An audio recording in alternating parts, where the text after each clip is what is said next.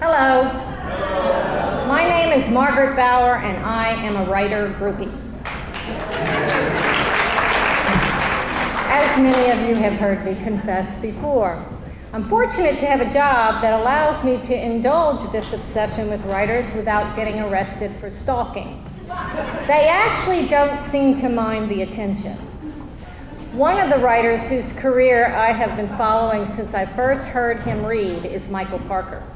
The last time I saw our honoree before this weekend was when I had the privilege of introducing him as the keynote speaker at the North Carolina Literary and Historical Association meeting and giving him the R. Hunt Parker Award for his significant contribution to North Carolina literature.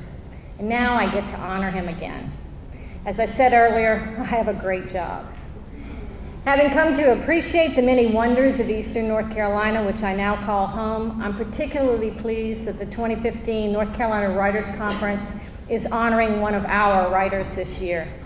Eastern North Carolina is a little postage stamp of soil most definitely worthy of the great literature written about it by many of you in this room, including our honoree. I discovered Michael's writing via Alex Albright's early issues of NCLR, and then I read more and have continued to keep up as more and more appeared. It's always fun to read a new Parker essay in Our State magazine, to come across a new story, which upon reading you just know will find its way into one of Algonquin's New Stories of the South, the year's best volumes, or an O. Henry Prize anthology. And the novels reflect quite a range of talent, from grit lit to historical fiction. Michael has heard me say before that I was struck upon my introduction to his novels by their Faulknerian elements. Rika Spate of Hello Down There and Towns Without Rivers is reminiscent of Faulkner's Lena Grove, and the Faulknerian echoes continue in his descriptions of that little postage stamp of Eastern North Carolina soil that Michael writes about, as noticed by his reviewers who have also referenced Faulkner in their accolades. Michael's talent was noticed very early on by one of his teachers, who sends her good wishes in this note. Dear Michael, I'm so proud of you and your reputation. Any teacher would be thrilled to have had a small part in your history. It was a joy to know you and your siblings. Best wishes for continued success. Love, Jean P. Powell, 1983-84, North Carolina Teacher of the Year. Thank you to Tara Powell for obtaining this for us. I'm sure there are many teachers in Michael's past who are proud to be part of his legacy to the Old North State, and many students who have been fortunate to have classes with him. I too have appreciated his generosity whenever I've tapped him for NCLR material.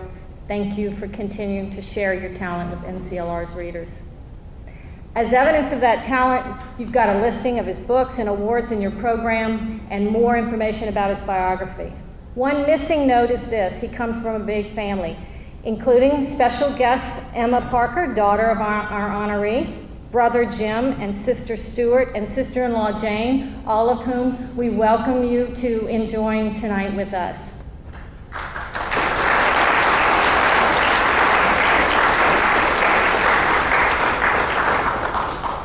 And now I'm going to turn the mics over to our special guests who will speak on his behalf. I thank them for accepting this invitation and welcome all three to membership in the North Carolina Writers Conference. If y'all want to come up, we're going to hear Terry Kennedy first, UNC Greensboro, a colleague of Michael, then Kathy Porries, his editor at Algonquin Books of Chapel Hill, and finally Elizabeth Hudson, a former student of Michael who went on to become the editor of Our State magazine. After we hear from these folks, we'll give Michael some time for remarks, reading, rebuttal, unless one of his siblings or his daughter beats him to the stage and wants to embarrass him and tell us a little bit more first. Y'all think about it, see who runs fastest. You know, he's quite a runner. And we'll see who gets to the podium first.